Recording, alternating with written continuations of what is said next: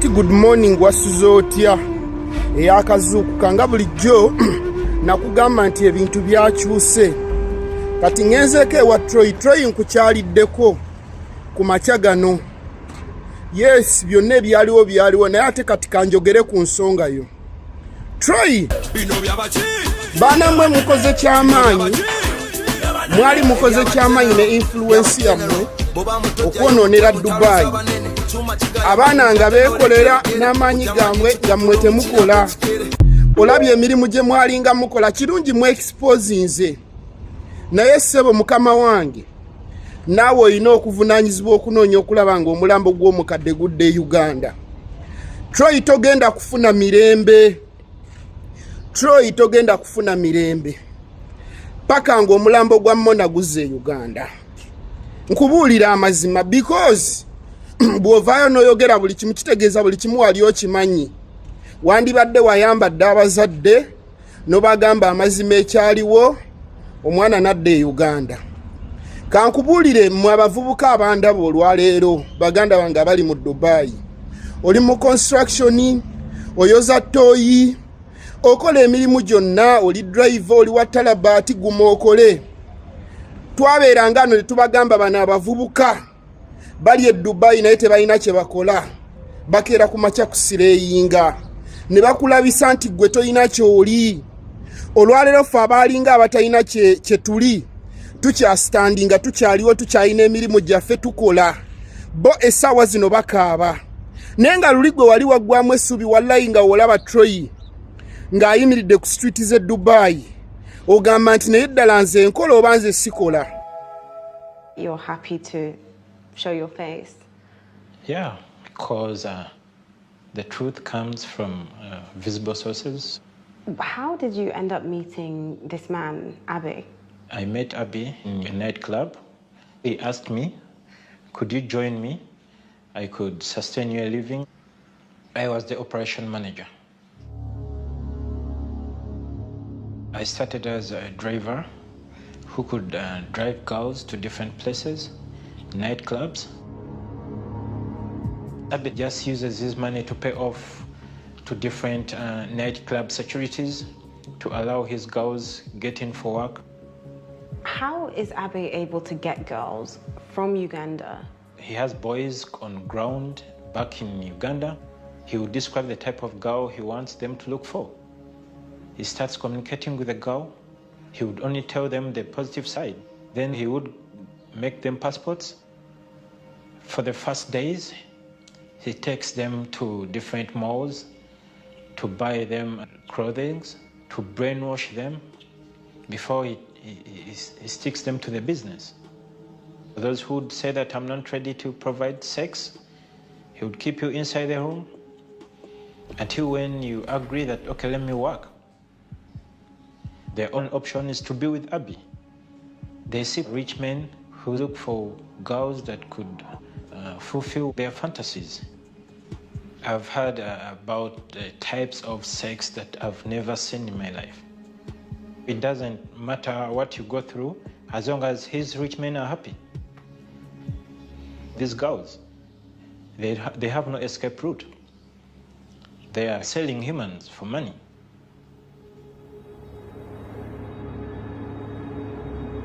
Tracking down Abbey is challenging. He keeps moving around. My soul.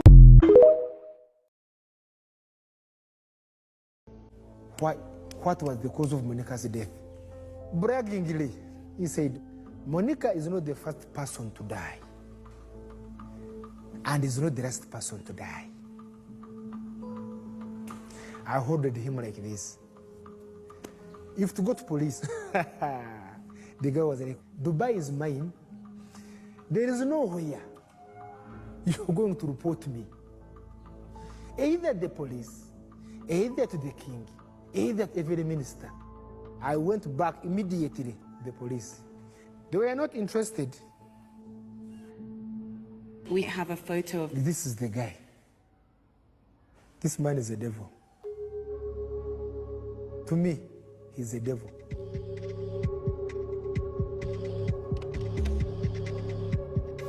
So, very disturbing story on the BBC, which also formed part of today's lead story, New Vision, of where someone has been trading a certain Ugandan. I don't know whether he holds Ugandan citizenship, I can't be sure. Though we know he's a Ugandan born, has been trading, allegedly trading in human beings. Girls, trading our girls. Some of them, I'm told, they died under mysterious circumstances. You know,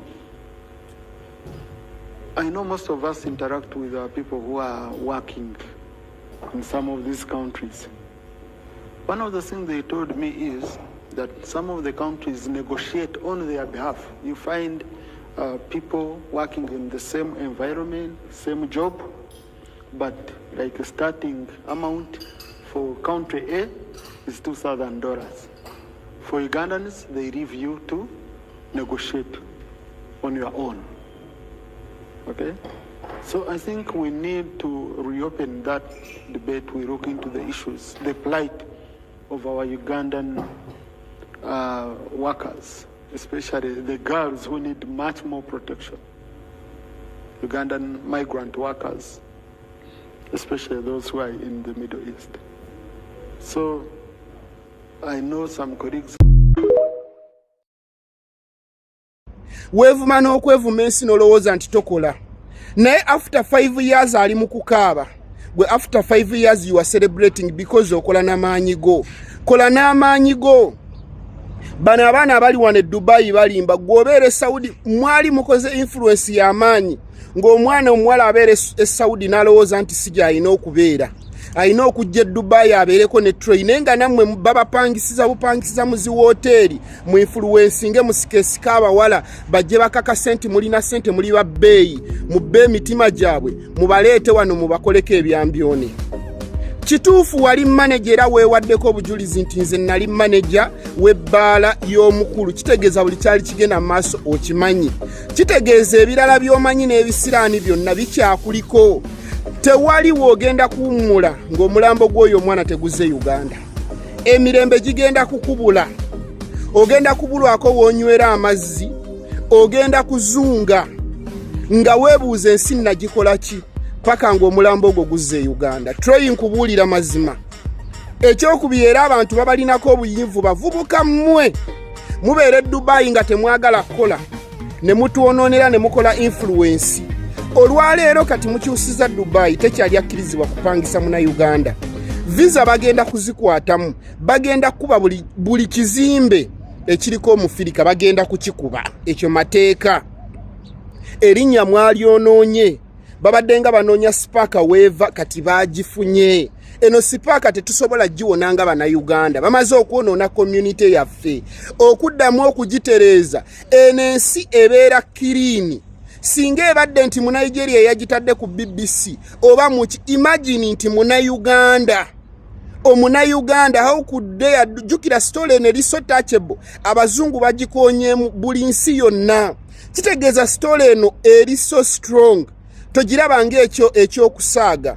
Kitegeeza mu Uganda bagenda tandika n'okwekenneenya n'abali mu nsi mwennyini. Bagenda kuba batutambulirako babatambulirako buli wamu. Kino kirinde mu myezi 2 egijja mu maaso. Ne visa zigenda soka zistopingibwe.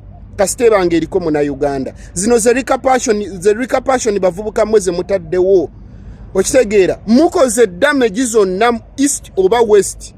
Ezo damage erimu okufa kw'omuntu, erimu okutrafficking, erimu ebyo yonna kasasiro gwe baakoze. Bintu biba bingi kitegeeza mubanga mmwe abanafuye eggwanga lye tulimu. Naye nga jjukira wano twajja kunoonya kawogo. Tuli bubi. Ne tujja ne batubuddamye bano abasajja tubeerewokko. Ebizibu byebitumala bitumala. Ne bavubuka mmwe obutaagala kukola bwammwe. Temwagala kukola mulowoozesa abantu nti mulina ssente. Okitegeera. Ani ataakulaba Troy waneeno ng'olinga boss nga Dubai yo munywa emyenge egy'ebbeeyi. Nga muli wano nga muvimba nze kabula kata nange muzigise ku mulimu gwange nga ndowooza nti nno 3,000 z'enkolobe nnya tezirina makulu. okitegeera bannange baganda bange muleme kwegomba basajja bano kano ke kasembayo nkiddamu omuwala yenna gwe baleete Dubai nti ojja kwetunda tebakulya mu maaso bagenda kulya mabega ekyo kibeere mungu okimanyi mabega mukama akunkumbire naye Troy okoze